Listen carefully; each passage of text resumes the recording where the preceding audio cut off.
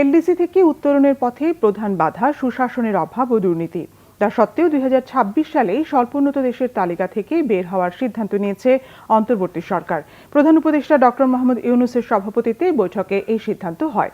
এজন্য সব ধরনের প্রস্তুতি দ্রুত শেষ করার পাশাপাশি সার্বক্ষণিক মনিটরিংয়ে কাজ করবে একটি উচ্চ পর্যায়ের কমিটি। এর ফলে বিদেশি সাহায্যের উপর নির্ভরতা থাকবে না বাংলাদেশের। রিপোর্ট সৈয়দ আব্দুল মুহিতের।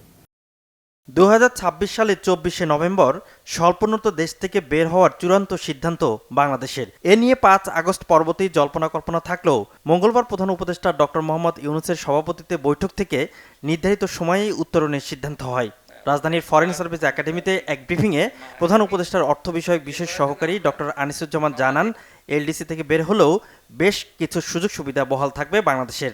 মোটামুটি স্যাটিসফাইড যে আমাদের প্লেন চলবে এবং আমরা ক্রাশ হওয়ার সম্ভাবনা আমাদের তেমন নাই।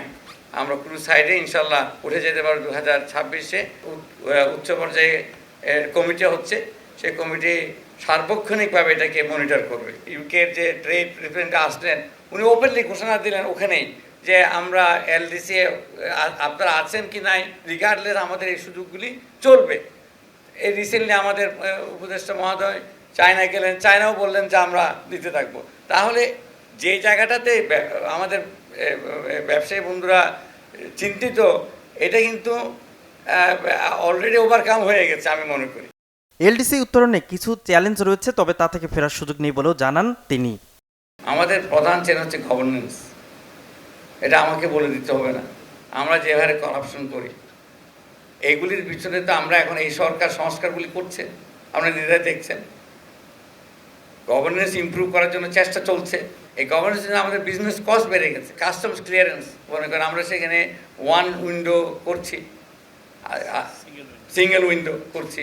আমরা সেরকম ওয়ান স্টপ এই যে ইনভেস্টমেন্টের জায়গায় এক জায়গায় আসে সব ক্লিয়ার হবে। আমরা লাইসেন্সিং টাইম কমাই নিয়ে আসছি, আমরা সিগনিফিকেন্টলি কমিয়ে আসছে। প্রাতিষ্ঠানিক সক্ষমতা ব্যবসায়িক আলোচনার জন্য শক্তিশালী টিম গঠন করা হবে বলেও জানান প্রধান উপদেষ্টার এই বিশেষ সহকারী। টেক অফ মোডে চলে যাও। সৈয়দ আব্দুল মুহিত, বাংলাভিশন, ঢাকা।